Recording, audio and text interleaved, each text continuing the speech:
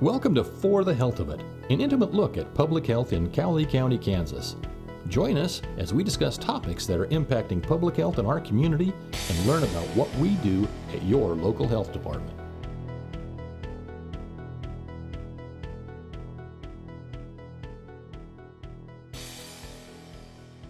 Welcome, everyone, and thank you for joining us on another episode of For the Health of It, Cowley County.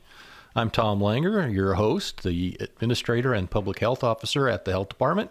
And with me again today, as always, is Allie. Say hello, Allie. Hello, everyone.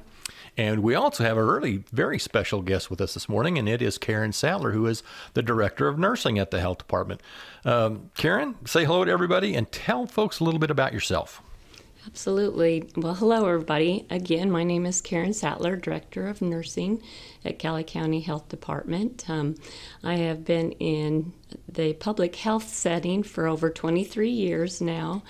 Love it. Didn't know much about it when I got into it, but love every aspect of it and helping keeping our community healthy and safe, and visiting with clients and families on a long-term basis, providing information, education, and just following them through from birth till we're older. So love it. Yeah. Cradle to grave. That's is what right. We always say.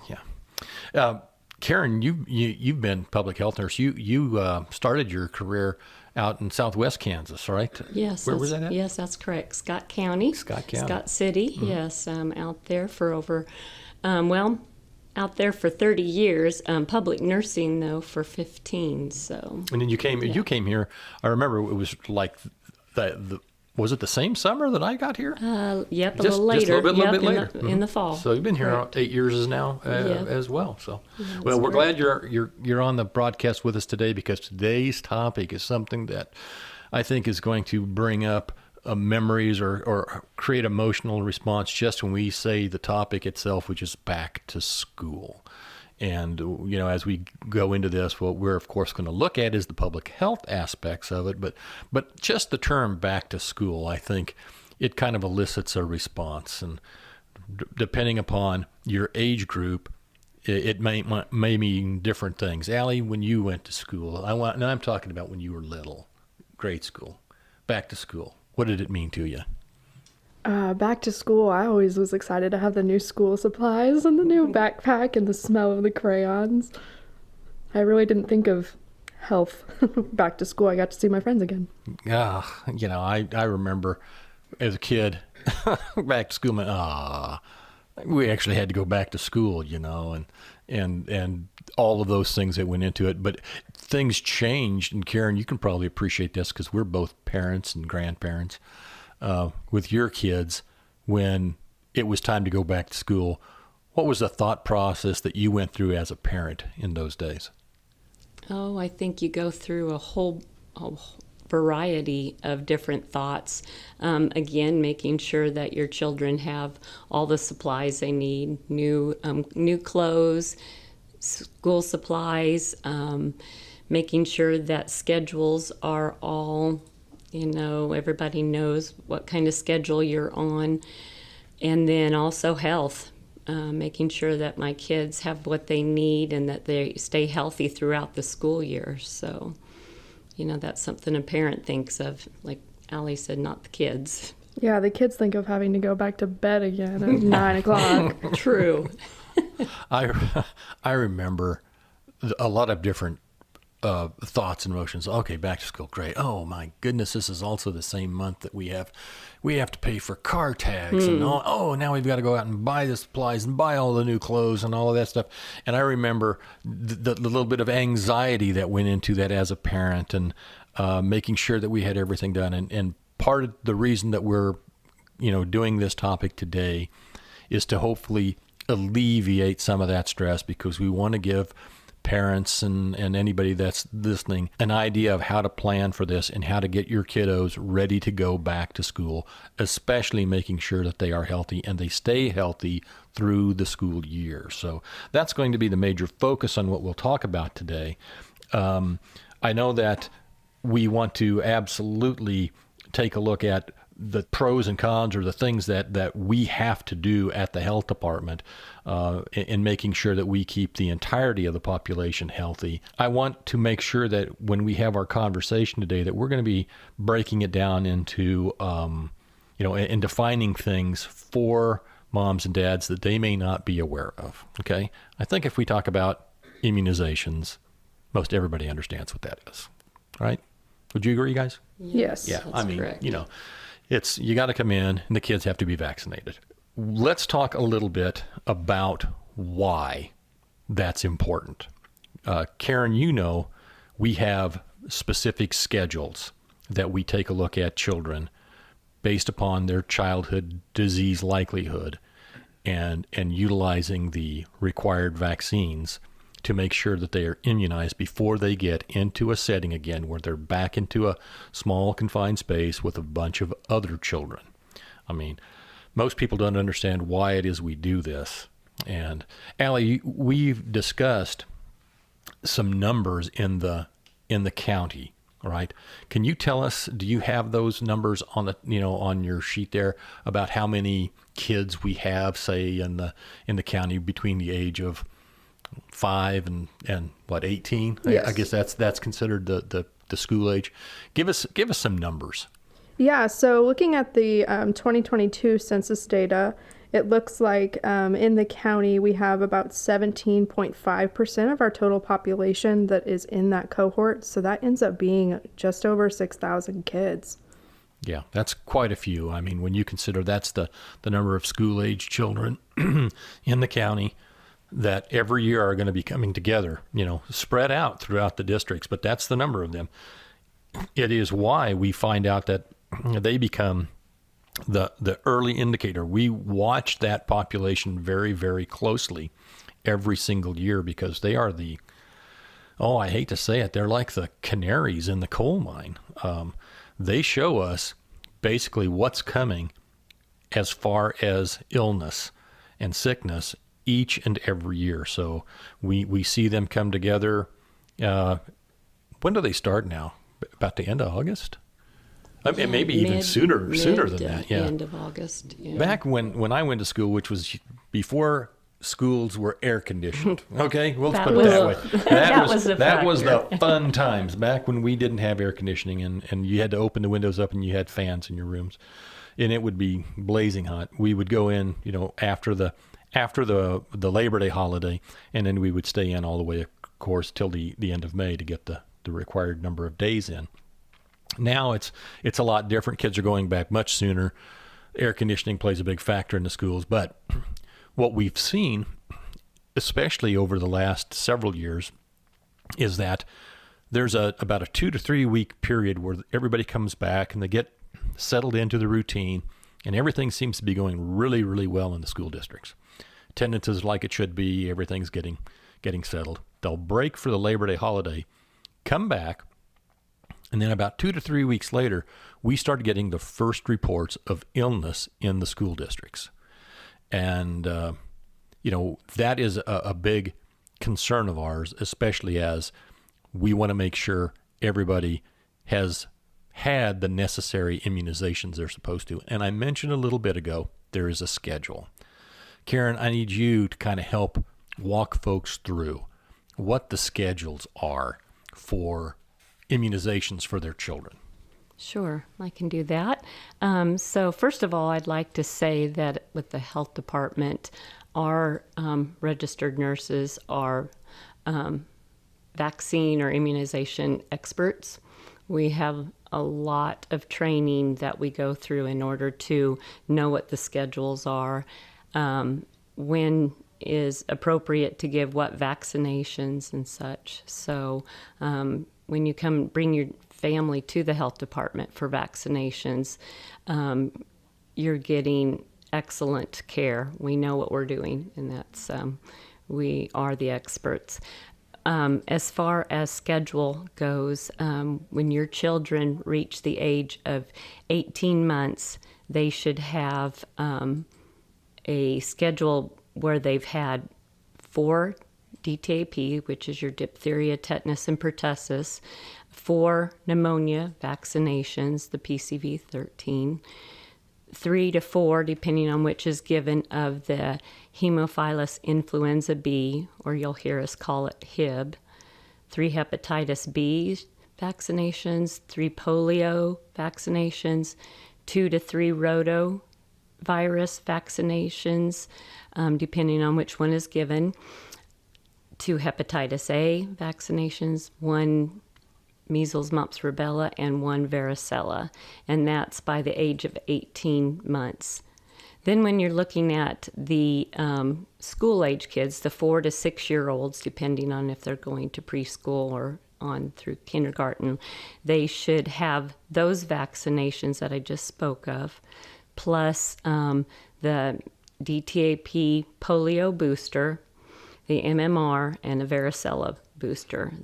And at that age, at the entry of school, they would be considered up to date. What happens when mom and dad brings the kiddos in at, say that's a 5-year-old getting ready to go to kindergarten, okay?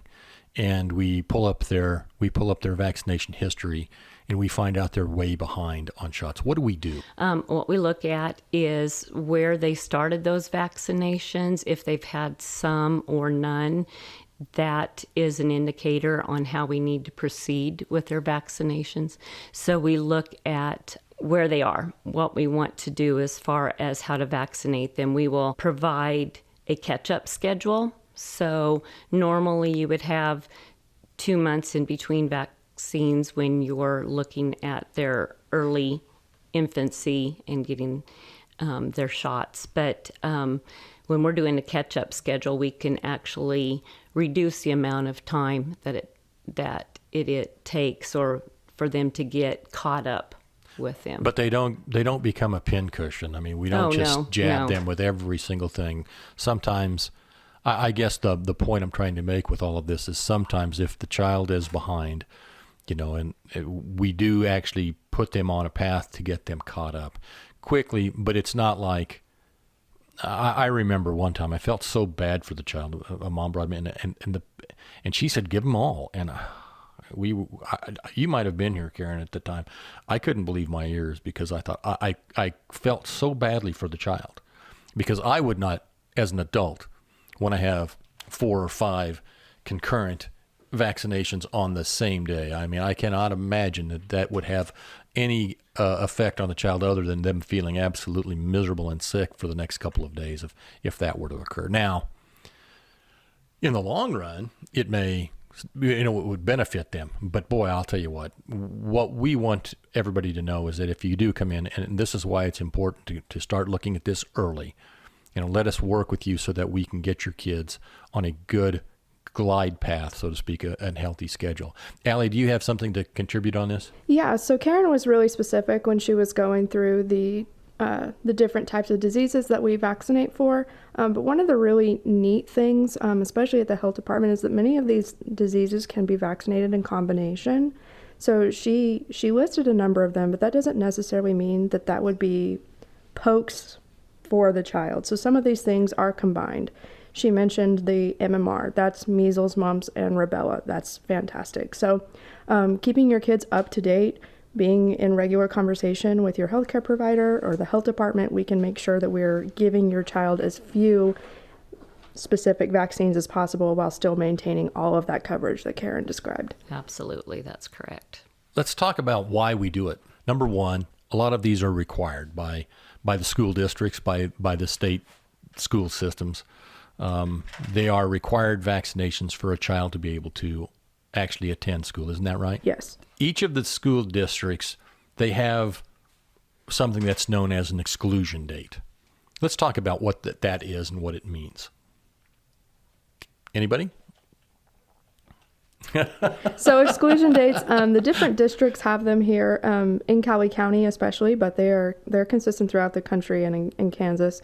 The dates vary a little bit, but you can be expecting sometime in October. And what that would essentially mean is that unless your child has an approved medical exemption or religious exemption, that they would be expected to have those required immunizations by that specific date. Otherwise, they would be asked to go and get those vaccines, and they would not be able to return to school unless they have all of those things taken care of and on file with the district. And that is something that a lot of the districts do enforce, and we see that. And part of the reason why we want to have the conversation now is that we don't want your child to be hung up into that cohort at the time that it happens, because it is a madhouse. I think it was, 2 years ago, Karen, that one of the districts had said, okay, it's time. And it caught a lot of parents, I think, who thought they might not, fall into that category, to have to scramble. And that was one of the few times, I think, that we didn't actually have enough vaccine on hand to meet the demand. Yes, that's correct. And we had to go ahead and make special arrangements, and we did with the school district. This was something else that the health department will do for you, that we have the authority to do, that when we would schedule you for that appointment, for that vaccination, we then issued a letter to the school district allowing them to know when your child was to be vaccinated, so that they could return to school. But one of the things that goes into the definition of a successful school term is the attendance rate of the kids going in, and the lack of interruptions for both the family and the child and the student. And so we really want to make sure that parents understand this responsibility is yours. Schedule this stuff early. See what they're going to need. Talk with us. We can review the child's immunization history, tell you what we believe that may be necessary, compare records with you, and then get them scheduled so that you don't have to be caught up getting the note or the phone call from the school nurse saying your child can't come to school tomorrow. And then you have to take off work, and it's a big hassle, and it's an emergency, and everybody's jumping back and forth trying to get kids in, only to find out then that you can't get the shot that day, and you're going to have to come back another time. So, think about putting some planning into this and making sure that, you get it done in a timely fashion so that everything goes smoothly as the kids go back to school. What other things could happen, Karen, if kids don't get immunized? Well, other than other than you can't go to school. Right, exactly. But if there is, with your child having one of the diseases that are vaccine preventable, they can have long-term effects by them. Of course, when you think about even flu, for most of us, people feel like, the flu for a child, they're going to have a couple days of have a fever, feeling poorly, but there are complications that can go along with that. They can develop pneumonia and be out for a significant amount of time, losing valuable school time. Any of the measles, varicella, you look at if there's an outbreak of something like that and they have not had their vaccinations and they come down with that disease, you can develop more than just, the rash, the fever. There is long-term effects with that as well. It can developmentally, you can have issues. You can also have where maybe with varicella, vision problems. There's just a whole array of implications when your child does not get vaccinated and comes down with the actual disease. Karen, would you agree or disagree with this statement that we are in a better place today than we were 50 years ago, as far as being able to keep our kids healthy due to the fact that we have modern vaccines? Absolutely. When you hear of stories from years past of the polio outbreaks and the iron lungs, that in order to keep people alive, they were put in what they considered iron lungs to be able to breathe. We don't see that, and that's specifically because we have had good response to our vaccinations. They are safe and they are effective and they keep us healthy. And many of them have been around for decades now. Absolutely. And so, there are a lot of folks, and this has been a result, I think, of the recent pandemic and the big concern about vaccinations. It's given a lot of people that are opposed to vaccinating their children, I think, some ammunition saying, well, it's just really not necessary. Look, nobody gets this. I'm going to tell you right now, I lived through those days when we did not have the vaccines. And I actually have an individual memory from when I was in kindergarten and I became sick with the measles. And it was the summertime. It was about this time of the year. It was blazing hot. We did not have air conditioning in our home in those days. And I was home sick and I was miserable. So miserable that it is one of the earliest memories that I have that is that distinct. It was of me being ill. The doctor coming to our home to check up on me. I mean, that's back when doctors made house calls, believe it or not. And we had no vaccines. And the look on my mom's face and everybody else's, the concern and the worry they had of watching their child have to suffer through one of these illnesses was, I didn't realize how bad it was until I became older and as an adult. And then I became a parent as well. And then I was amazed growing up as a parent to see new vaccines come on the market. We all had chickenpox. Not me. Not you. That's right. Yeah, see, and that's the thing. But we all had chickenpox. We all had that. We didn't get an opportunity to have a vaccination against whooping cough. If you got it, you were up at night with a child who was gasping for breath and couldn't breathe and could cough and cough. And a baby would be basically coughing its lungs out. I'm going to ask a mom, imagine that. Imagine that is your child and you have to go through this. If you've been blessed to grow up in the decades when those illnesses and those diseases have been pretty much eradicated due to the vaccination, don't get caught thinking that they don't exist anymore. Those viruses, those illnesses still exist, and all they're waiting for are the right hosts to come along for them to reinfect a family again.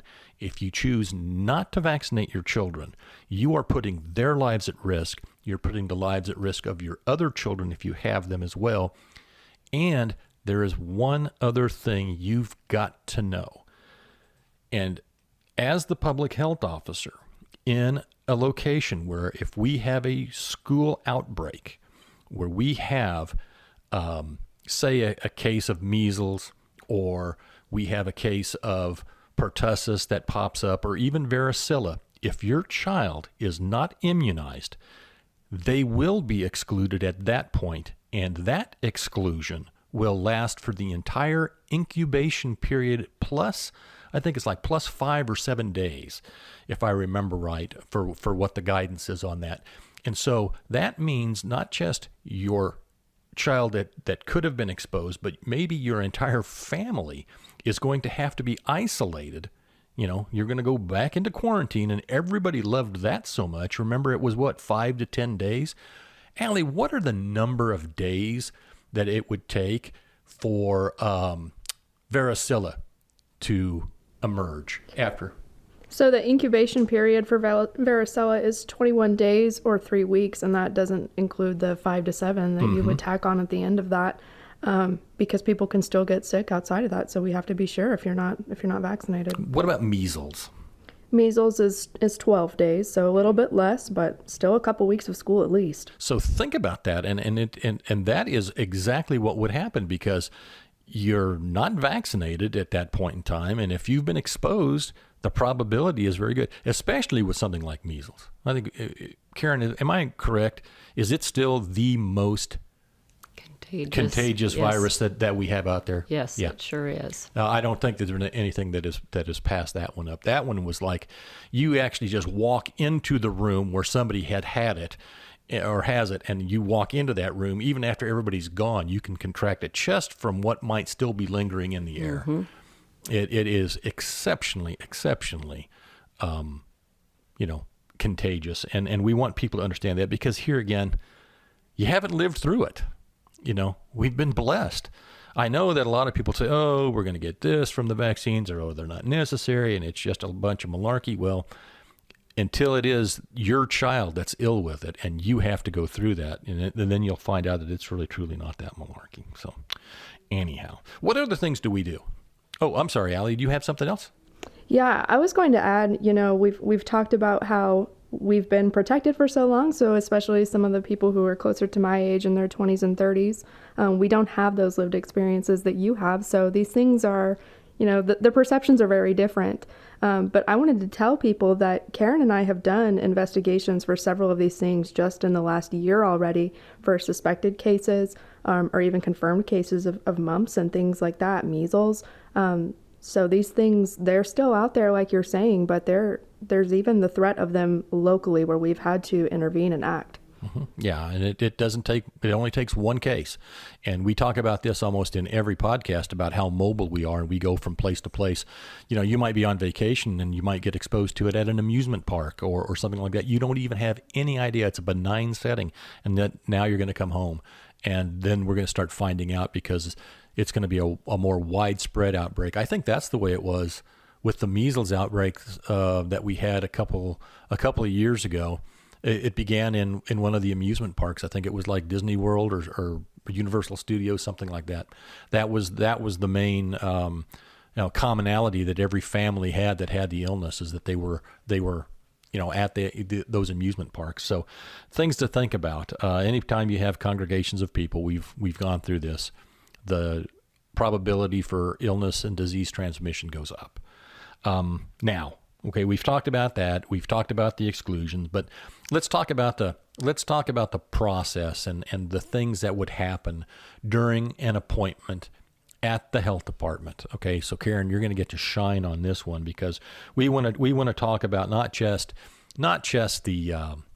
the process of getting a kiddo in here to have their appointment, but what goes on in the appointment. We do assessments, we do all kinds of stuff. Talk about that for a little bit. Sure. Well, not only is the health department known for providing immunizations, but we provide health assessments for kids going into school for the first time, whether it is for their preschool assessment, kindergarten assessment, or if you're a individual that has moved from another district and need a physical, an assessment to enroll in school, we provide those. So with that assessment, we, of course, do the things like the weight, we do height, weight, vision screening, hearing screening. If your child is under the age of 6, we provide developmental screenings as well. So we can look at, is your child ready developmentally for school? And if, we can get them there by providing referrals to our outreach programs like our early childhood reach that provides assistance with the parents in how to educate them, provide things that they can do to get their child ready for school. So we do that. We also do a lead screenings where we can collect a small amount of blood from their finger and screen them for exposure to high doses of lead in their environment, which with that, it can cause developmental and growth delays. And so we're able to do that as well. How long should a parent expect one of these appointments to last? When we're bringing a child in to do we're going to call it the full well child checkup, okay? The whole gamut, where we look at their background, we screen them developmentally, we talk with mom and dad about their behaviors and everything else. How long does that appointment normally take? Sure. Well, we schedule for each child an hour's worth of time. That provides us with enough time to get them checked in, for the nurses to look over their information as far as vaccines, whether they are allergic to anything, their allergies, to any issues they might have health-wise already. Again, with that developmental screening for the early childhood, we look at that. Takes a little bit of time to go over and assess. So we give each one of those children an hour's worth of our time. Now, for some people, that might be a drawback, or that might be a barrier. I mean, some parents say, "Gosh, I don't have the time. I have to work during the day," and those things are difficult.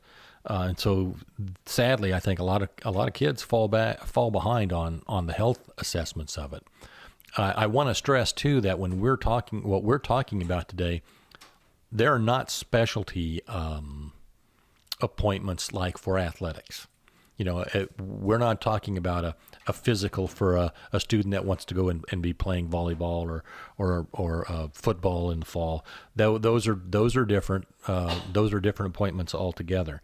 But we do know that it does take this amount of time, and it's especially important, I think, for the ones that are going to be entering school for the first time, that you do have these appointments set and made. What about other opportunities, Allie? What other ones do we have out there that will allow us the opportunity to interact with families and the kids to maybe get them the required immunizations that they might need? What other things are out there that the health department does? Yeah, so we're pretty easy to get in contact with. You can use our mobile app. So if it happens to be after hours, it's one of those things that you think about as you're going to bed. Oh man, I forgot to do this. You can inquire on our app, and we'll go ahead and contact you the next morning to kind of make that easier for you. But we also have late night clinics where we're open until 6 p.m. And on those days, we're actually open through the lunch hour too. So we are open for business from 8 to 6. We offer those in both of our locations. We also do some different clinics with the schools. Karen's already gotten those set up with the 2 larger districts, and we're working on some of the smaller ones right now. But those are, if you do, delay these things a little bit, hopefully we can get your kiddo taken care of in the school district before those exclusion days. But in our city, we actually have a special immunization clinic coming up on July 19th, and we're going to be open that day from 8 to 6, and we're going to have prizes and giveaways, and it is going to be completely focused on getting these kiddos ready to go back to school with their vaccines. Now, that clinic will not include the full-blown health assessments that we do for children, right? Correct. That's just the vaccines that day. That's just going to be a vaccination clinic where they come in, and we're going to go under the presumption at that point in time that they're healthy and they're on schedule, hopefully. But we will take a look at their vaccine schedule, right? Their vaccine history, to make sure that we see that they're not being provided more than what they need, but that we make up or we would hit the recommended vaccinations for their specific age group. And I think that's important for people to understand. It's not like you're coming in and we play pincushion with your child's arm. These are scheduled based upon age and developmental status. Is that right? Absolutely. Yeah, and one of the nice things that our nurses have access to is we refer to it as WebIZ. It's just the Kansas Immunization Registry, and the local school nurses have access to that too, as well as the Kansas physicians and things like that. So for the most part, everybody's looking at the same type of record, so we're not duplicating those things unnecessarily. But it makes it easier for you as a parent to guarantee that, hey, you send your kiddo to the health department, we get them taken care of, the school is going to know those things. So that's a huge advantage to coming to the health department for sure. Yeah, that is one thing that I think a lot of parents need to understand. We do have seamless communication with the school nurses. One of the good things that came out of the pandemic was our ability to set a lot of things up for the communities, and the schools are always a focal point in each community, and we got to know the administrations of all of these, the school nurses, and they work with us a lot. They are troopers out there with your kids on a day-to-day basis in school, and they have no problem picking up the phone or texting or emailing us asking for help, and when they know that the health department is working with your child, they take a sigh of relief too, because they know it's only a matter of time until they'll be able to open up that record and see the vaccination was in fact delivered. They don't have these things at the school. The health department does. We're the place to get the vaccines. And I think probably in our county, I don't have the exact numbers, but I know that we are probably the leading provider for vaccinations for children in Cowley County, and we're proud of that record. We work hard to make sure that we keep your trust and we keep your kids healthy. So we've talked about those things. We know that we've got late clinics at our offices from time to time, and we're going to have school clinics. There will be other clinics that will come up because we need to make a differentiation between those vaccines that are mandatory. In other words, they have to be there by school regulations or state law. And then we have our annual vaccine drives for like influenza, which are voluntary. And we have those a lot of times at the schools too, don't we? Yes, we do. I mean, we go in and offer those on site to allow parents to have their kids be vaccinated against influenza. We go in and we vaccinate teachers. We will do anybody that wants to be vaccinated with their age-appropriate vaccine. How do those things work, Allie, as far as what should they know going into the school year about what to expect with that? My biggest recommendation would be that you're paying attention to all of the correspondence that's coming from your local school district, because they will give you all those important details. The date, how to fill out our consent form. We now offer that electronically, so you can do that really quickly, and you won't have to worry about your kiddo losing it, either unintentionally or intentionally. And we will work with the school districts to make sure we get everybody taken care of. Those things will then be put into the record, so the school will have them, your local primary care physician will have them. It's pretty simple. Karen, we talked a little bit ago about doing well child checkups and those screenings and everything, and you mentioned something that if we see something that's not right, let's go back and dig into that just a little bit deeper, because indications can sometimes be misleading. I think back to the difference between a school-age child, and I'm going to pick on little boys. Okay, I think about a 4-year-old little boy who's going to just turn 5, and where that youngster will be developmentally at that age, as opposed to another kindergarten-aged little boy who did not qualify to make it in at the year prior, and he's closer to turning 6, but he's still 5 years old when he enters in.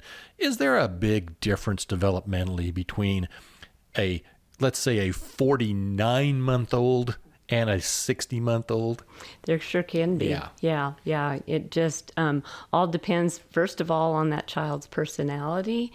If they are more of a shy individual, quiet individual, you may not see some of the things that they are doing maybe at home. When we go in and do our assessments, we spend a lot of time visiting with those parents about, so is this a typical behavior for your child, or what do you see at home? And yes, there can be wide range there. That doesn't mean your child is behind. It just means they're an individual, and we look at that. We take that into account, and we can bring them back in for rescreens. We say, well, let's come back in 3 months and look at this again. Provide them with some education and maybe some things that they can be doing at home to bring their child up to status or more age appropriate actions and bring them back and rescreen them at a later date. And sometimes those things are super simple, even like maybe start reading to your child to help with language Absolutely. development. So sometimes these things are not as scary as they sound. Yeah, I think that's the thing. We don't want people to put it off, say, "Oh, they're fine," "Oh, it's a boy being a boy." Yeah, I was one of 5, and I have 4, and I know what having boys is all about. And it's like you just might as well put everything breakable away because it's going to get busted. You don't play ball inside means, oh, play ball inside. Those things are what we see, that are specific to little boys. And then my daughter was absolutely different. She was a tomboy. She was leading the pack. So, it all depends on the family status and everything else. I do want to talk one more time, though, because I mentioned this early on in my comments. I remember the days when I'm like, oh, my goodness, back to school. This is going to cost a fortune. How much does it cost for us to get our kids immunized? It is extremely affordable. The health department specifically works with families pretty closely. So even if you don't have health insurance, we will work with you to make sure that those things are affordable, either through a payment arrangement or maybe just breaking them up and maybe not doing all 4 at once and breaking them up that way. There's actually a program, it's referred to as the VFC program, or Vaccines for Children. That program is for kiddos who are uninsured and underinsured, and it makes those vaccines just $20.25.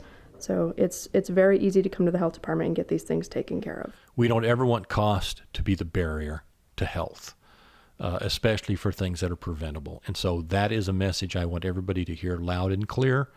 You do not wait for your child to get sick. Don't, because it costs you way more to deal with a sick child than it does to pay for a vaccine.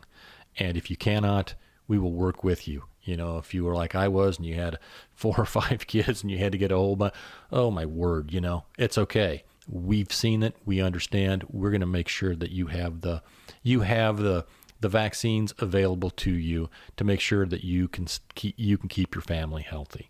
And I think that's really one of the main things we want people to understand. So we've kind of covered all the topics. Allie, I know we had some numbers. Was there anything that I overlooked or missed? No, you were right on the money. Okay, so we know the schedules are out there.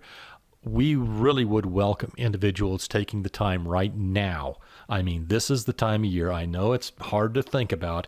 It's getting ready to go into the month of July and the holidays, but it's not going to be long. I mean, the 4th is going to be here next week. The fair will be here in a couple weeks after that. And boom, we're into August, and then you're 2 weeks away from school. So now is really the time to give us a call, start having the conversation. Even if you have to set the appointment for a couple of weeks or so down the road, get it done now. Be, at the front of the line. Don't be in the pack waiting and standing in line. This is like, we get to buy the pass and go right to the front. It's just basically picking up the phone, making a call, making the appointments with us, and having the conversations in advance so that we know what we're doing. And always, when you come in, make sure that you're honest with where you're at and what your concerns are. Ask your questions. We can't provide any information or any education or anything if we don't know what your concerns or your questions are. We've heard it all. Don't be afraid to ask us. And make a list if you need to. If you have more than one kid, let's talk about how we can get those things scheduled, because you may have to break it up into a couple of appointments, but we can work with you early and late appointments, things like that. And I think that's pretty much kind of what we wanted to say, don't you? Yeah, absolutely. Act early. Act early. Yeah, get it done. Don't wait around until the very end. And so that's going to basically conclude the meat and potatoes portion of this episode of Back to School on, for the health of it, Cowley County. Karen, Allie, thanks so much again for taking time out from your schedules today to join us in recording this podcast. Karen, your knowledge and your experience in public health nursing is so valuable. It's one of the things that makes our health department, I think, one of the best in the state. And Allie, I always appreciate your perspective and the data and the knowledge you've got that you can reach out and grab for me. So thank you both again for being here. Thank you. No, thank you. Thank you for the opportunity. Thank you for joining us for this edition of For the Health of It, Cowley County. We hope you found it useful and that you'll tell your friends and give us a listen again during future episodes. As always, we end today's segment by replaying a recent Public Health Minute, which is a weekly radio message focused on keeping you healthy. So, until next time, stay well, everyone.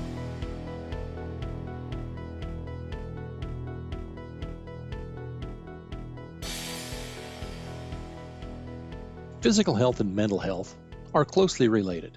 How you feel physically affects your state of mind.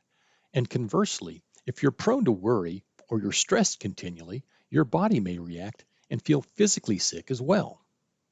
Historically, we as people tend to shy away from discussing our feelings, and we may deny that our mental well-being is so powerful that it can make us sick. But if you survive the pandemic, you know that mental and physical health are bound together.